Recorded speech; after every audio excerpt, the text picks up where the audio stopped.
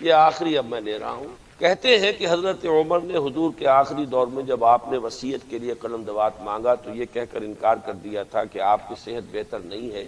ہمارے شیعہ حضرات اس واقعے سے استدلال کر کے حضرت عمر کی شخصیت کو داغدار کرتے ہیں۔ حضور کے احترام کے اس حکم کے پس منظر میں اس واقعے کی کیا توجیہ؟ اصل میں سب سے پہلے تو یہ کہ اس روایت کا کیا پایا ہے۔ اس میں ظاہر بات ہے کہ یہ تو اہل تشیع اور اہل سنت کے مابین جو بڑی جھگڑے کی روایتیں ہیں ان میں سے روایت یہ بھی ہے، قرطاس والی روایت۔ اس کا سند کا درجہ کیا ہے، جب تک ان کی پوری تحقیق نہ کر لی جائے گفتگو کا کچھ حاصل۔ باقی یہ کہ بالفرض ایسا ہوا ہو تو حضرت عمر کے اس فعل کی توجیہ کہ حضور پر بھی جو طبعی کیفیات ہیں وہ وارد ہوتی۔ آخر جب آپ کے جسم مبارک سے خون بہت بہہ گیا تو آپ پر بھی طاری ہوئی، بےہوشی طاری ہوئی تھی کہ نہیں؟ اور بخاری شریف کی روایات سے ثابت ہے کہ حضور کا اثر اس پہلو سے اگر عالم نزا کے وقت تو آپ کی کیفیت ایسی ہو گئی کے بارے میں عمر نے یہ رائے بات میں پھر یہ کہ باقی سب نے بھی اس کو تسلیم کر، یہ تو گویا کہ اجماع ہو گیا، ورنہ تو اسی وقت پھٹمل ہو جاتا۔ حضور صلی اللہ علیہ وسلم کے صحابہ جو ہیں وہ ایسے تو نہیں تھے کہ اس قسم کے معاملات کے اندر وہ بات معقول نہ سمجھ، تو وہ اس وقت حضرت عمر سے نہ ڈر، لیکن یہ کہ یہ بات تسلیم اگر یہ روایت صحیح ہے۔ باقی میں نہیں جانتا اور میں نے ان چیزوں کو اپنا موضوع نہیں بنا، جن چیزوں سے کہ یہ جھگڑے متعلق ہیں میں تو ان چیزوں کو اپنا موضوع بنائے ہوئے اتفاق ہے۔ ہم چاہتے ہیں بنیاد پر ایک دعوت ہو۔ یہ جھگڑے تو نہ مکے ہیں نہ چکے ہیں، نہ مکیں گے نہ چکیں گے۔ کام اگر کریں گے کہیں کوئی اسلامی ریاست قائم کر لیں گے تو پھر گاڑی آگے چلی۔ ان مسائل میں زیادہ الجھ رہی تھی دو سپر پاورز اور دونوں جزیرہ نمائے عرب کے سر پر بیٹھے۔ اسی طرح ہرقل نے جب اس کو حضور کا نامہ مبارک پہنچا کہ پرختے اڑ گئے حضرت عمر رضی اللہ تعالیٰ عنہ کے ہاتھ میں، تو ان کے دلوں میں حضرت عمر کی دشمنی نے فرمایا پھر ایک چکی ذرا مجھے بھی بنا دینا۔ کہنے لگا آپ کے لیے تو میں ایسی چکی بناؤں گا کہ جس کی آواز دنیا بھر میں جائے گا۔ سب سے بڑا تو حسد تھا کہ 2000 سال سے حضرت عمر فاروق رضی اللہ تعالیٰ عنہ کا عہد خلافت، یہ اسلام کے ایکسپینشن کا دور ہے۔ اب جو وہ انٹرنل ڈفٹی ختم ہو گئی، انٹرنلی کنسولیڈیٹ ہو گیا انقلاب محمدی صلی اللہ علیہ وسلم، لہذا پوری طاقت کے ساتھ اب 3 لشکر نکلے ہیں، مشرق کے لیے، شمال کے لیے، مغرب کے لیے، اور فتوحات کا دائرہ شروع ہوا۔ 10 برس حضرت عمر رضی اللہ تعالیٰ عنہ کے خلافت کے وہ ہیں، نوٹ کیجئے، جس میں ایک سلطنت 2 سپر پاورز اس وقت کی تھی، کئی 100 سال سے چلی آ رہی تھی 2 سپر پاورز، اور دونوں جزیرہ نمائے عرب کے سر پر بیٹھی ہوئی۔ سلطنت ایران، عراق سے ہو کر سلطنت ایران، کہ خسرو کے زمانے سے، ذوالقرنین کے زمانے سے عظیم مملکت تھی، سپر پاور۔ دوسری طرف سلطنت روما، دی رومن امپائر، 3 بر اعظموں کو محیط تھی۔ رومن امپائر پورا شمالی افریقہ اس کے تحت تھا، پورا مغربی ایشیا اس کے تحت تھا، شام اس کے تحت تھا، ترکی اس کے تحت تھا، اور یورپ کا سارا مشرقی علاقہ اس کے تحت تھا۔ رومن امپائر، آپ کو معلوم ہے حضرت عمر کے زمانے میں رضی اللہ تعالی عنہ سلطنت کسریٰ کے تو پرخچے اڑ گئے، نام ختم ہو گئے، وجود نہ رہا عظیم سلطنت کسریٰ۔ حالانکہ آپ کے علم میں ہوگا ان کا بڑا شاندار ماضی تھا، کہ خسرو اور قباد بڑے بڑے، یہ کیانی کہلاتے ہیں، یہ کیان جو ہے یہ بڑی عظیم ایک یہ سمجھیے کہ خاندان تھا بادشاہوں کا، لیکن یہ کہ وہ پوری سلطنت کسریٰ ختم ہو۔ کیوں؟ اس نے حضور کے نامہ مبارک کو چاک کیا، اور حضور نے فرما دیا تھا صلی اللہ علیہ وسلم، خسرو نے میرا خط نہیں چاک کیا، اپنی سلطنت چاک کیا، اور واقعتاً سلطنت کسریٰ جو ہے ختم ہو، نام و نشان ختم ہو۔ دوسری طرف سلطنت روما تھی، عیسائیوں کے ساتھ، کیونکہ وہ تھی کرسچین، عیسائیوں کے ساتھ حضور کے زمانے میں کوئی براہ راست تصادم نہیں ہوا تھا، سارا تصادم ہوا تھا یا مشرکین عرب سے اور یا یہودیوں سے۔ عیسائی جو ہے عربین پیننسولا میں تھے ہی نہیں، یمن کے علاقے میں کچھ تھے لیکن ان کی کوئی حیثیت نہیں تھی، لہذا کوئی کنفرنٹیشن نہیں ہوئی۔ دوسرے عیسائیوں میں ابھی اہل علم موجود، جیسے آپ کو معلوم ہے نجاشی بادشاہ کیسے ایمان لے آیا، اس نے حضرت عیسیٰ کے بارے میں پوچھا، حضرت جعفر طیار رضی اللہ تعالیٰ عنہ نے سورہ مریم کی آیات پڑھ کر سنائی، اور اس نے کہا بین ہی جو ان آیات میں تم نے پڑھا ہے، عیسیٰ کی حقیقت اس سے 3 کے برابر بھی زیادہ نہیں ہے۔ اسی طرح ہرقل نے جب اس کو حضور کا نامہ مبارک پہنچا، اس نے جو بھی پیغامبر آئے تھے ایلچی، ان کا اکرام کیا، احترام کیا۔ وہ عالم تھا، جان گیا کہ یہ نبی آخر الزمان ہے، چاہتا تھا کہ میں ایمان لے آؤں بشرطے کہ میرے سارے درباری سپہ سالار بھی ایمان لے آئے۔ جیسے کہ سن 300 عیسوی میں پوری رومن امپائر نے عیسائیت اختیار کی تھی، اس سے پہلے وہ بت پرست تھے۔ 300 عیسوی میں سلطنت روما کا جو ایمپرر تھا وہ ایمان لے آیا حضرت عیسیٰ پر۔ اس وقت تک ظاہر بات ہے اسلام حضرت عیسیٰ کا دین تھا، حضور تو ابھی آئے نہیں، حضور کے آنے میں تو ابھی 300 برس باقی ہیں۔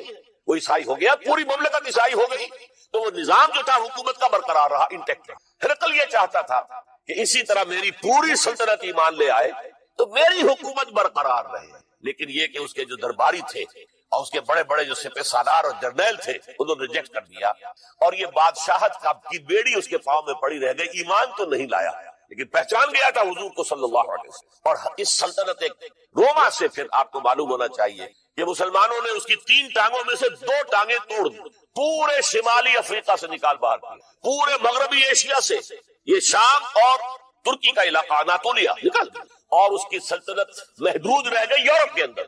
تو یہ عظیم کام ہوئے ہیں حضرت عمر رضی اللہ تعالیٰ عنہ کے عہد۔ اب سوچئے اس عظیم ریولوشن کا بھی کوئی کاؤنٹر ریولوشن ہونا چاہیے تھا کہ نہیں؟ ایرانی بڑے زبردست نیشنلسٹ لوگ تھے، نسل پرست، اپنی نسل پر فخر کرنے والے، ہماری روایات عظیم ہیں، ہم کہ خسرو کے وارث ہیں۔ اور آپ کو معلوم ہے کہ آخری جو بادشاہ تھا رضا شاہ پہلوی، وہ چاہتا تھا کہ خسرو کے دور کی عظمت اور سطوت کو دوبارہ لے آئے، 2500 سالہ جشن اس نے منایا تھا، وہ چاہتا تھا وہی شان میری ہو جائے جو کہ خسرو کی۔ یہ جو ان کے اندر نیشنلزم تھا، جب ان کی سلطنت کے پرچے اڑ گئے حضرت عمر رضی اللہ تعالیٰ عنہ کے ہاتھ میں، تو ان کے دلوں میں حضرت عمر کی دشمنی، وہ خون کے پیاسے ہو گئے عمر کے رضی اللہ تعالیٰ عنہ۔ میں یہاں آپ کو ذرا ایک حوالہ دے دوں، فردوسی نے جو شاہ نامہ لکھا، حالانکہ وہ مسلمان تھے لیکن چونکہ پرانے ایرانی ذہن کی عکاسی کر رہے تھے، تو انہوں نے جب کہ عرب فوجیں آئی ہیں تو اس نے ایران کا جو اپنے اوپر فخر تھا اس کی ترجمانی کرتے ہوئے لکھا ہے، زشیر شتر خوردنو سوسمار عرب را بجائیس آیت قرار کہ تخت کیارا کنند آرزو تفو برتو ہے ترک ترداں تفو۔ یہ عرب اونٹنیوں کا دودھ پینے والے، گوہ کھانے والے، یہ گوہ ایک بڑی سی چھپکلی کا جیسا جانور ہوتا ہے جو صحرا کے اندر ہوتا ہے، اور وہ اپنا ایک گھر بنا کر رہتا ہے، اسے کھاتے تھے۔ تو یہ گوہ کھانے والے، اونٹنیوں کا دودھ پینے والے عرب، آج ان کی یہ جرت، یہ جسارت، یہ ہمت کہ تخت کیارا کنند آرزو، کہ وہ آج آرزو کر رہے ہیں کہ کے سلطنت کے کا تخت جو ہے وہ ہمیں مل جائے۔ تفو برتو ہے چرخ درداں تفو، تف ہے تجھ پر اے گردش کرنے والے آسمان، تف ہے۔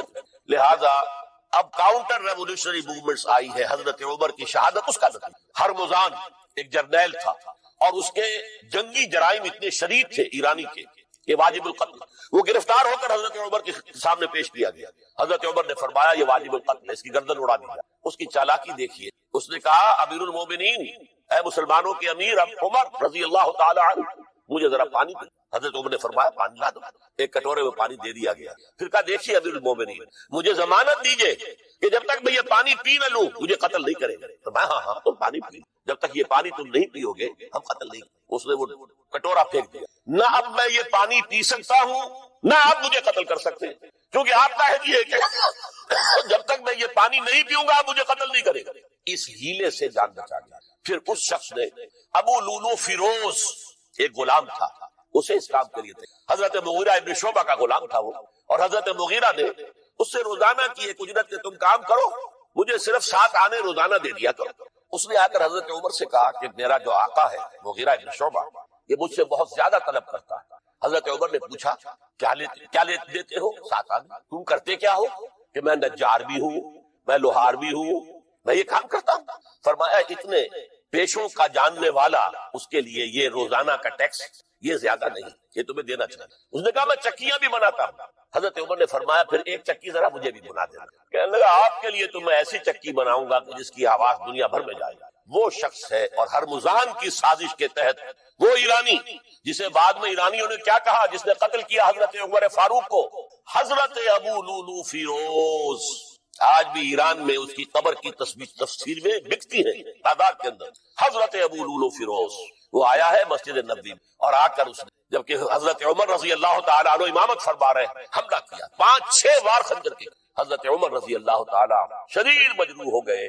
یہ انتقام تھا جو عجم نے، وہ سلطنت کے جس کے ٹکڑے ختم ہو گئے تھے، جس کا ٹکڑے کر دیے گئے تھے، اس نے انتقام لیا عالم اسلام سے۔ سمجھا انہوں نے یہ تھا کہ شاید یہ پوری عمارت کسی ایک ستون پر کھڑی ہے، حضرت عمر ہی کے ستون پر کھڑی ہے، اس ستون کو گرا دو گے پوری عمارت گر جائے گی۔ لیکن ثابت ہوا نہیں، یہ محمد کی بنائی ہوئی عمارت ہے صلی اللہ علیہ وسلم، یہ بہت قوی ہے، اس کی بنیادیں بہت مضبوط ہیں، کوئی ذرا سی تریڑ بھی نہیں آئی، ذرا سی تریڑ بھی نہیں آئی۔ حضرت عمر فاروق کی شہادت کے بعد حضرت عثمان رضی اللہ تعالیٰ عنہ کا دور خلافت شروع، اور جو کا تو جو قافلہ چل رہا تھا آگے چلتا چلا۔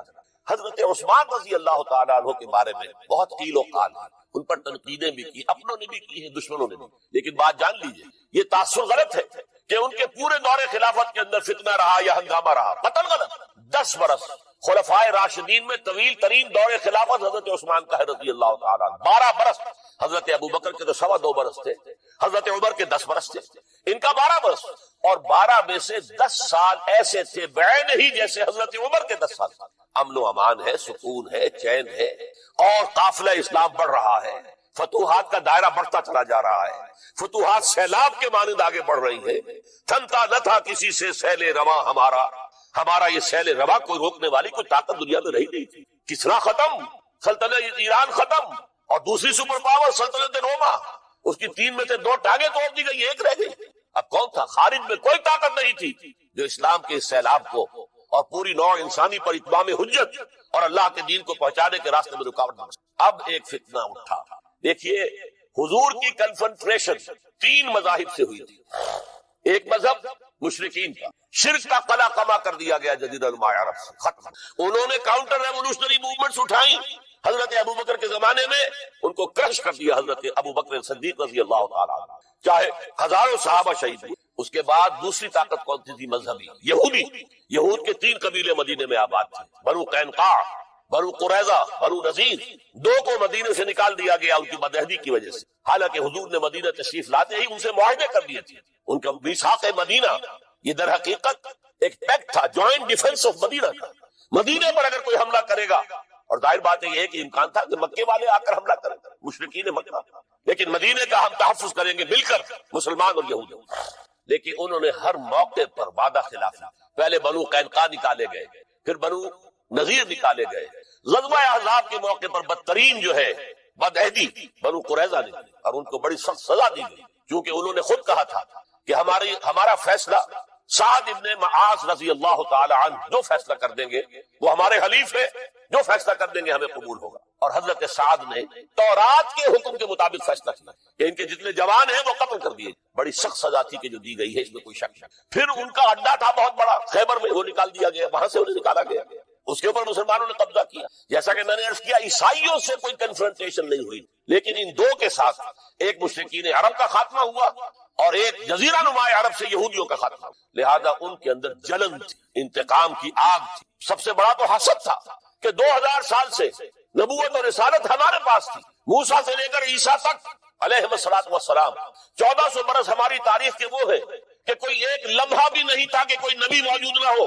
نوٹ کیجیے اس بات، حضرت موسیٰ 1400 قبل مسیح اور حضرت عیسیٰ سن عیسوی کا آغاز، ان 1400 سالوں میں مسلسل نبوت بنی اسرائیل میں۔ یہ حدیث ہے بخاری شریف کی، کانت بنو اسرائیل تسوسہم الانبیاء، بنی اسرائیل کی حکومت، ریاست، سیاست کا کام انبیاء کرتے تھے۔